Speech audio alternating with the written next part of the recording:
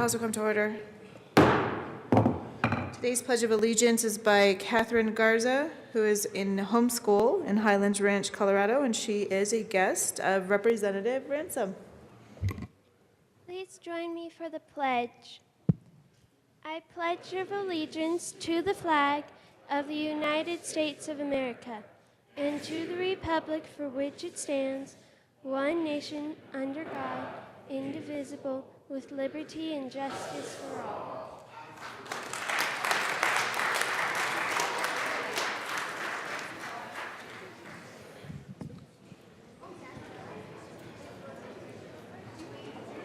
Representatives Arndt.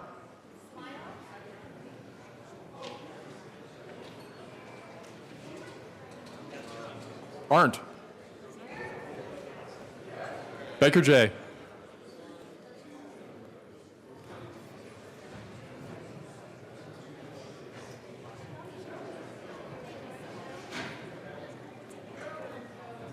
Baker K. Beckman. Benavides. Bridges. Buck. Buckner. Carver. Catlin.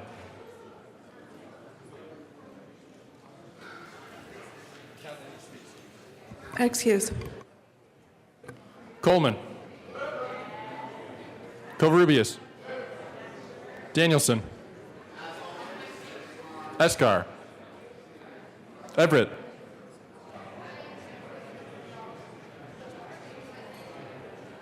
Everett.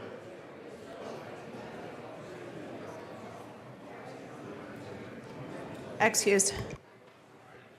Exum. Foote. Representative Everett is present.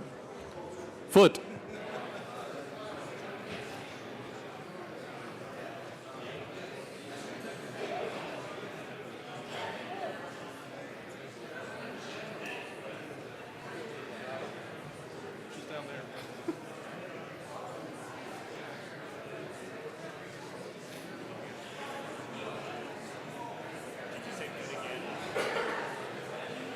Twice.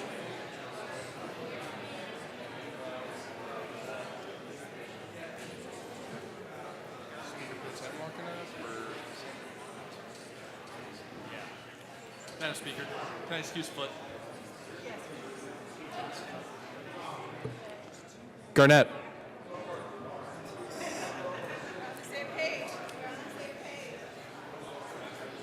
Garnett. Excuse. Janal. Gray. Hamner. Hanson. Herod. Putin.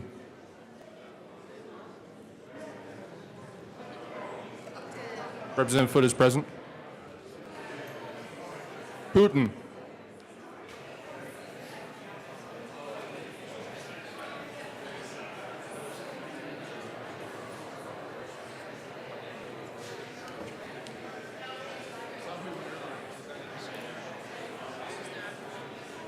Excuse. Humphrey. Jackson. Kennedy.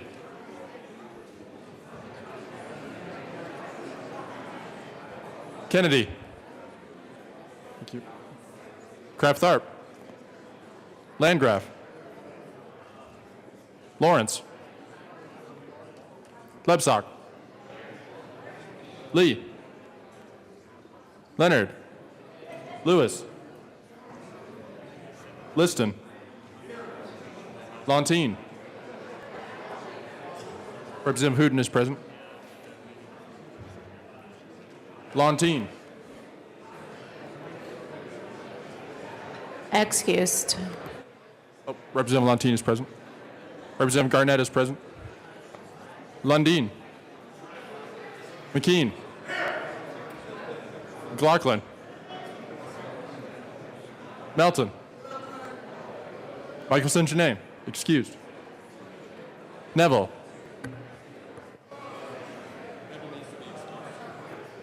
Excused. Pabon.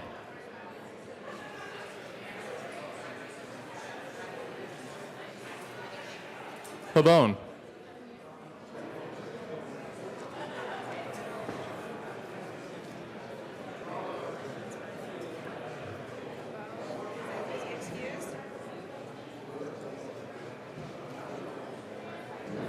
Excused. Pedersen. Rankin. Ransom. Ryer. Roberts. Rosenthal. Sane.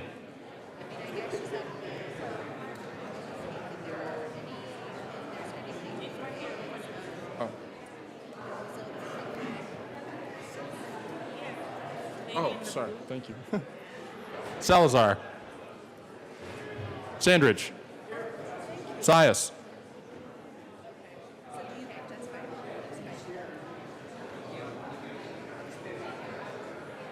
Sias.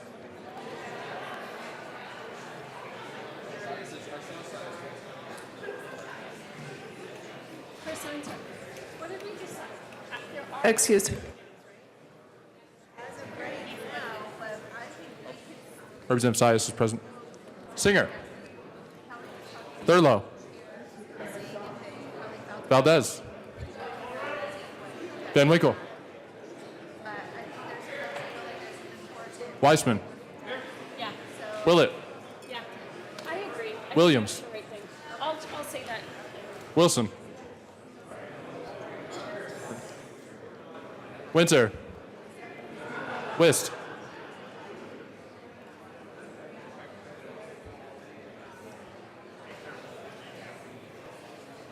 Wist. Young. Madam Speaker. Present.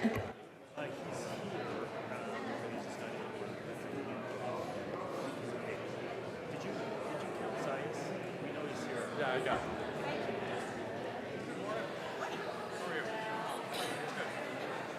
Okay, I have Catlin, Michelson, Janae, Neville, and Pabon. Yes. Catlin, Michelson, Janae, Neville, Pabon.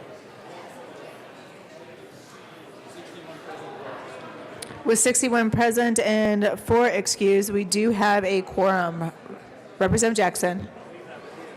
Thank you, Madam Speaker. I move that the reading of the Journal of Wednesday, February 28, 2018 be dispensed with and approved as corrected by the Chief Clerk.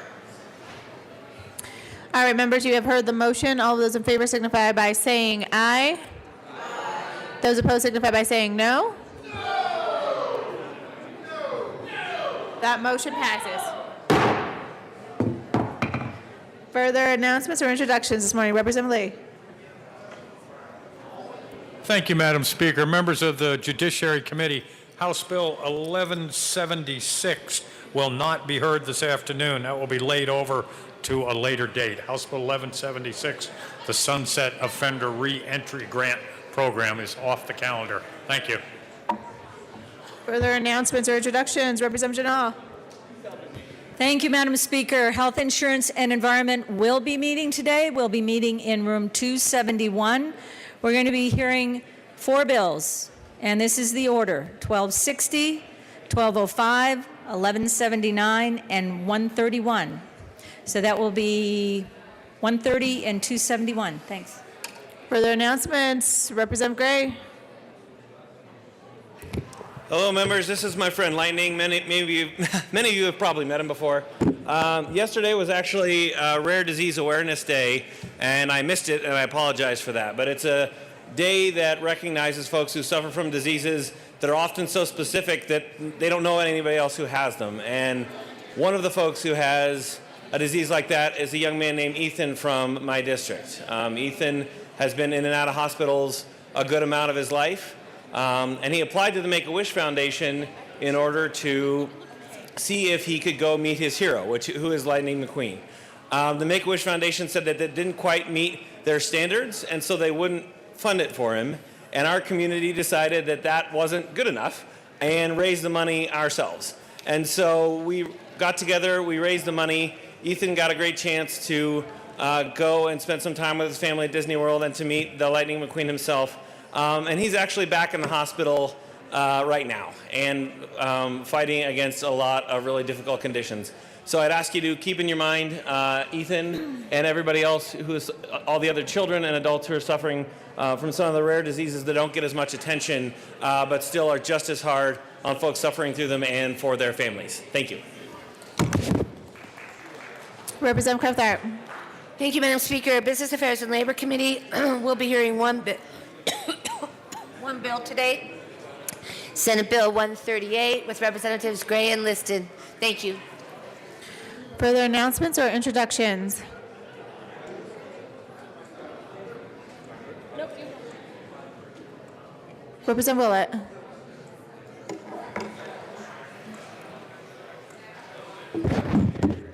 Thank you, Madam Speaker. Members, I think I've only missed about 1.5 days in 4 years, but I'm going to have some opportunities to miss like 2.5 days in the next 2 weeks, including my daughter's marriage. Thank you. And also a trip that I had planned. I think a little help. Thank you. Do you need some help? Thank you, yes.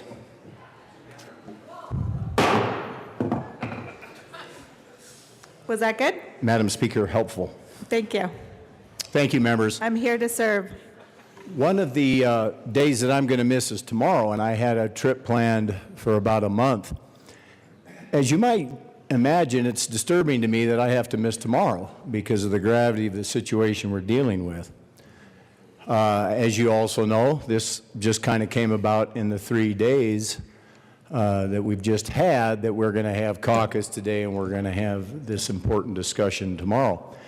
Now, I suppose on the one hand, it may not matter that I'm not here because, as I understand the rules, there need to be 44 votes to expel a member. You know, we've retained counsel for the majority leader, and just in a meeting a few minutes ago, we retained counsel for the president. We now have a human resources person. We have spent, estimates are $500,000 on these matters. Somebody in the meeting, one of our members, half an hour ago said, people's lives are in the balance. It's important that we get this right. So we're hiring lawyers and experts, and you're getting trained. And my concern, frankly, is not only that I'll be gone tomorrow and this process has kind of happened quickly, but I looked back at the old matter over 100 years ago, and it's been troubling me that they did things better then than now. More due process, more thought. Do you know, and I think some of you know this, most of you probably, they had a committee, a bipartisan committee. Democrats, Republicans, Speaker. That committee, under our rules, has subpoena power. It can put people under oath. It can get documents. It holds a very serious and complete process to get to the bottom of the matter. Folks, we're not talking simply about a censure or a sanction. We're talking about expulsion. And we're talking not about an employee, but an elected official. I get it. It's important on all sides. And everybody needs due process. But why in the world are we not doing that process that they did in 1915? Where's our committee? As a lawyer, there's a concept called hearsay, and people get frustrated with the rules of evidence. They think they don't understand what these judges do. Hearsay, simply explained, is what we really want in court for a jury or a judge is the person there in front of you live. So you can see body language, you can see stress, you can judge credibility, you can have confrontation and cross-examination. Even a video presentation is one level of hearsay. It's not the real person. Then you take that person and you have somebody interview them, and it becomes a report of what they said. Now you've got double hearsay.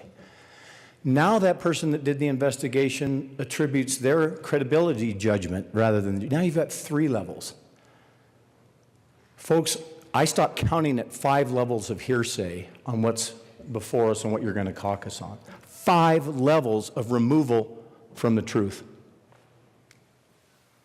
The benefit of that executive type committee that we would all have confidence in our members, we can't have a big trial right here with all of us, but we could at least have very valued members of this body go to the sources, get all questions answered.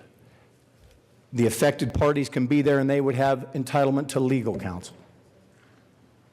We would get a good and fair result. So I'm saddened that I won't be here tomorrow. I will be here for the caucus, and there's other points to be made. But I, with all due respect, would like to make a motion. And it is simply that, given the complexity of the matter pertaining to Representative Lebsack and the heavy weight of the decision we are being asked to make, I move we implement the procedures detailed in House Rule 49 to continue forward with the resolution of this matter. It is our own House rule. The Constitution is very broad, says that we can make to cover these matters. Interestingly, House Rule 49 is silent as to this matter. It is specific as to matters of the House rules. It's silent as to sexual harassment, which is part of the joint rules. But the fact that it's silent as to the joint rules doesn't mean that it's not applicable to sexual harassment. In fact, what's instructive on that, the joint rule on sexual harassment has no provision for investigation. It's silent. So the Senate has Rule 43, we have Rule 49. Sexual harassment falls in this gray area. So the obvious fallback in the Senate is Rule 43, and here in the House is Rule 49, which are these sophisticated, well thought of, used in the past only one time, may I remind you, on an expulsion, to analyze this. This motion can be made at this time. It's in order. Of course, the Speaker will determine that. But the motion, as I read the rules, is in order at this point. It would only be out of order if we were under general orders. So I would, Madam Speaker, at this time make that motion and ask that we proceed from this point forward under Rule 49 and have a full and fair due process oriented. Well, Representative Mueller, I don't think that there is an order because the complaint was filed under the joint rule that dominates in this circumstance. And with that, though, I am going to stand in recess so that we can have a discussion. There was no notice that this motion was going to be made this morning. Procedurally, for this action to be taken, it would have been good to have a conversation ahead of time. There was no heads up, and so I'm going to stand in recess for a moment.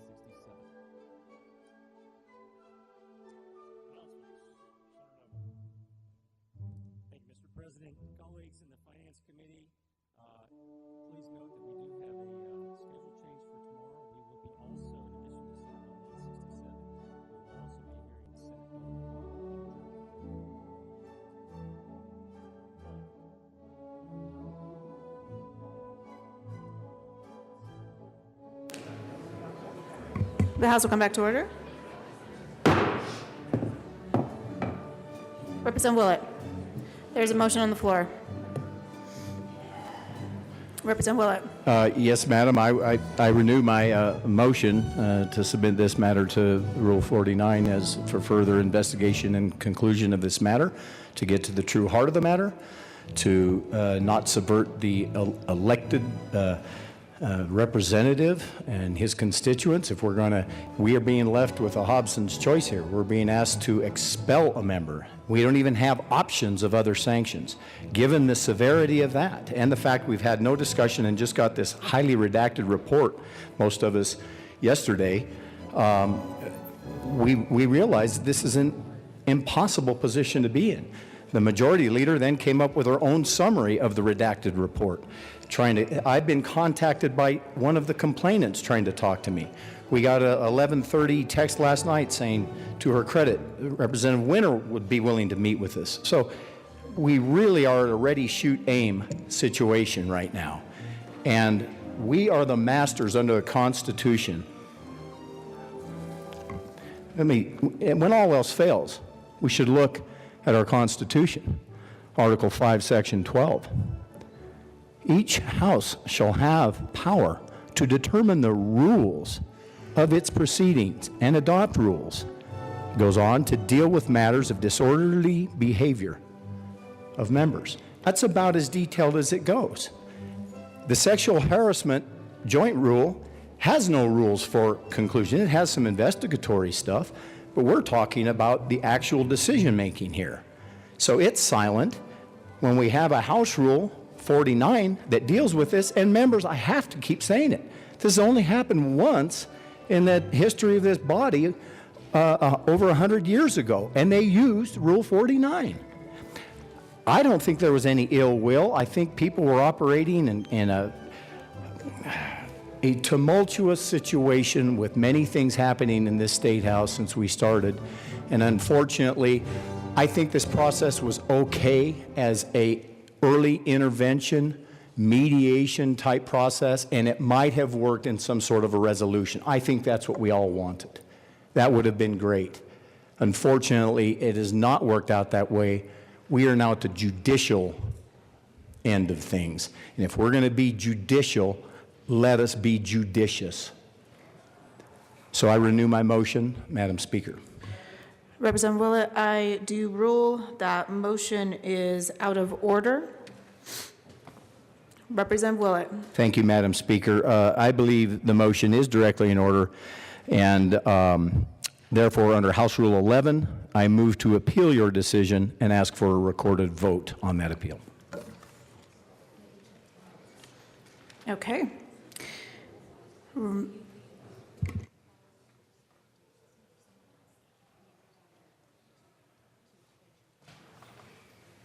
Madam Speaker Pro Tem, will you take the chair, please?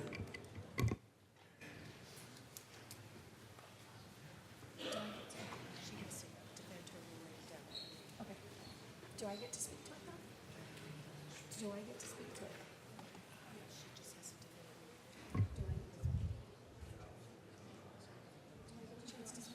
You go first. Madam Majority Leader. Thank you, Madam Speaker Pro Tem. So, Representative Willett, I take your concerns very seriously. I recognize the seriousness of this recommendation. I also take very seriously the findings in the report and the concerns that we have in this body about people in positions of authority using that position to solicit sex and to put other people, subordinates, in compromising positions. That is a serious offense and should be treated seriously. This process started back in November. It was in the news and everyone here knew about it. It was very clear that a third-party investigator, as specified in Joint Rule 38, was going to be used. That investigation has been going on for 3 months, and as quickly as I got the results of that investigation, I told you all about them. That I hear your concerns that the report as issued to you all, as made available to you all, was too heavily redacted. It was, absolutely. And we redid it, and it got it late last night. So I think it's important that members get as much information to make this very serious decision. So we are moving in that direction. I also think it's important that the entire body have the opportunity to ask questions, specific questions about the investigator. But the policy specifies the procedure that we follow. I think that policy is flawed, personally. I want to rewrite it. I look forward to working with you all to rewrite it. But it's the process that was specified in our policy, Joint Rule 38. It's the process that everyone has been aware of for months. And the process as we move forward gives the entire body an opportunity to see the report, to ask questions about the report, and to have a debate on that. So, in addition to that, I have been reaching out to the minority office for a long time to say, tell me how we can move forward. What is it that you all need? Rule 49 was never brought to my attention. I did speak to legal counsel about it, and they said that the policy that we're supposed to follow specifies the process. So I understand the value of having more time, but I think this motion right now is out of order, and I ask for a no vote. Madam Speaker. Thank you, Madam Speaker Pro Tem, and I will defend my decision to rule the motion out of order. There has been a process that has been set up. As you know, members, there's going to be a joint meeting that is happening as soon as we are done here to have further discussion. But as it relates to House Rule 49, it doesn't envision the process that Representative Willett has moved forward with this morning in the form of a motion. And in fact, the House Rule 49 requires someone to file a complaint. I ask for your no vote, and I think we should be getting to the joint meeting. Representative Willett. Thank you, Madam Speaker Pro Tem. Well, the first question before us is pure procedure. It's a pretty straightforward and simple question, and that is a motion that I have made proper. We haven't even come yet to whether if my motion were to prevail and you upheld my appeal, then I would simply make the motion, right, that I made. I'd remake it, and then we would be on to get to decide whether we want to implement the appropriate Rule 49 for resolution of this matter. With regard to whether the simple issue of whether my motion is in order, our rules are pretty simple, and they expressly prohibit motions of any other business being made while conducting general orders. That's the only express prohibition of motion. So my motion, by definition, is in order, but it's always subject to the Speaker's discretion. So my motion was made. There's nothing wrong with me making this motion at this stage of our proceedings, but the Speaker has ruled it out of order. And then the rule goes on to expressly state that that ruling by the Speaker is subject to appeal, which we've now done, and she's followed the correct procedure on that, as has the Majority Leader. That's perfect, because you know what that does?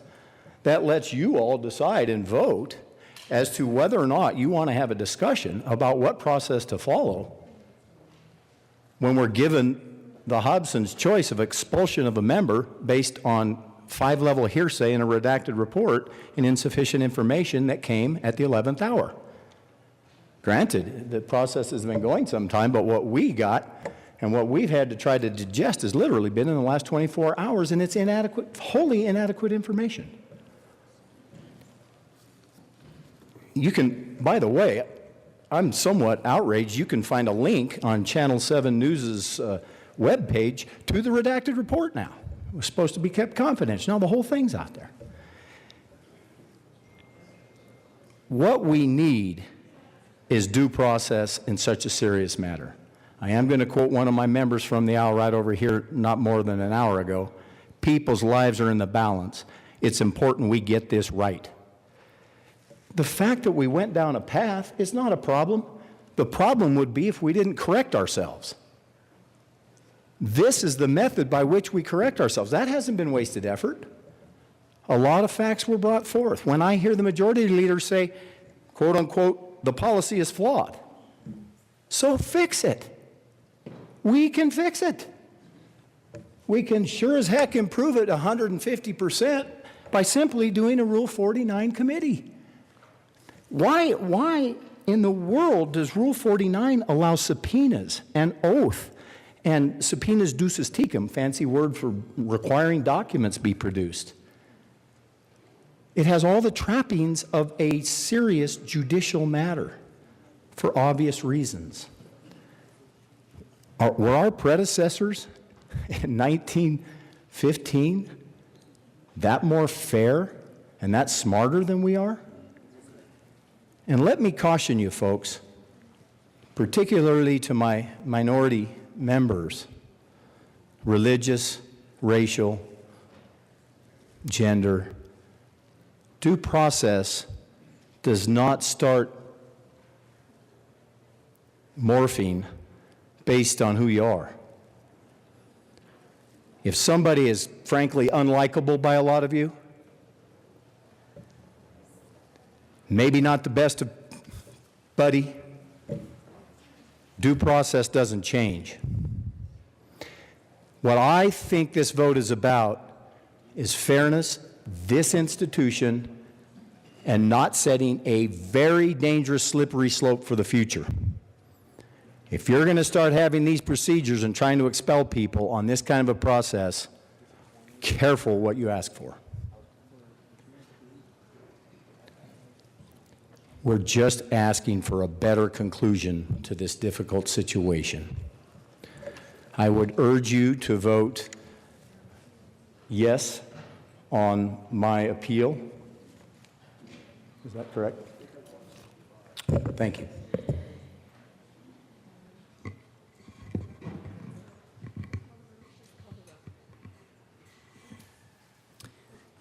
Thank you, members. Typically on an appeal, the person who puts the appeal forward is allowed to defend that along with the person who made the ruling. I'm just going to make the decision of calling off for the debate now and call for the vote. The motion before us is the appeal.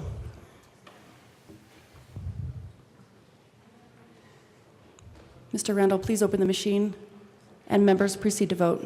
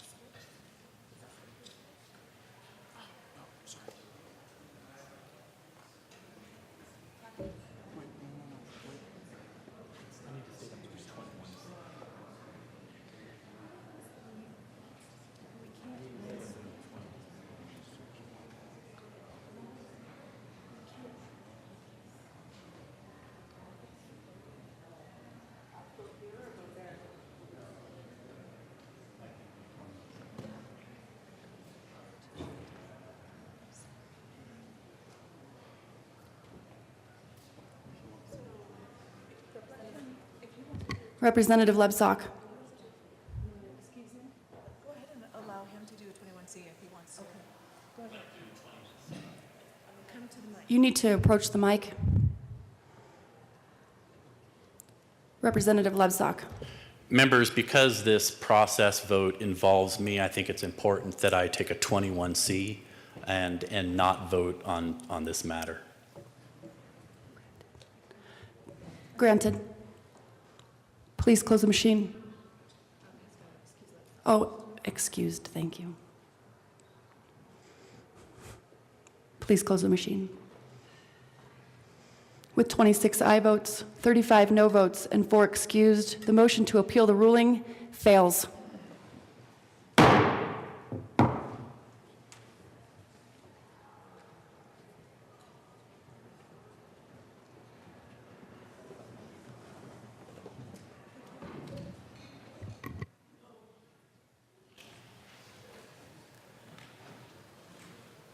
Madam Majority Leader Becker. Thank you, Madam Speaker. I have a few announcements. Folks have asked about afternoon committees, and yes, there will be afternoon committees so long as our meeting this morning doesn't run into those committees. So it'll be up to the discretion of the chairs to reschedule as they see fit if needed. Yesterday, I put on your desks a memo written from me. Some people said they didn't realize it was on their desk. It involves this matter. It is 8 or 9 pages with some attachments. The meeting today will be streamed on the Colorado Channel so people can listen to it if they so choose. And this is an opportunity to ask as many questions as you want. Please take advantage of that. We will move to the chamber to begin. It's a little bit before 10, so we'll begin at 10:10.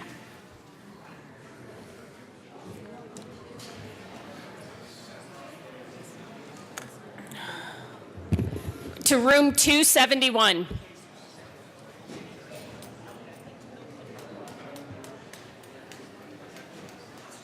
Yes. And the Assistant Minority Leader has asked me to clarify where the newly redacted report is available. It's in my office. It's available now. There are several copies available and will be available throughout the day today and tomorrow as well. And with that, I move to stand in recess till 1. Did you have an announcement? Till 1 o'clock today.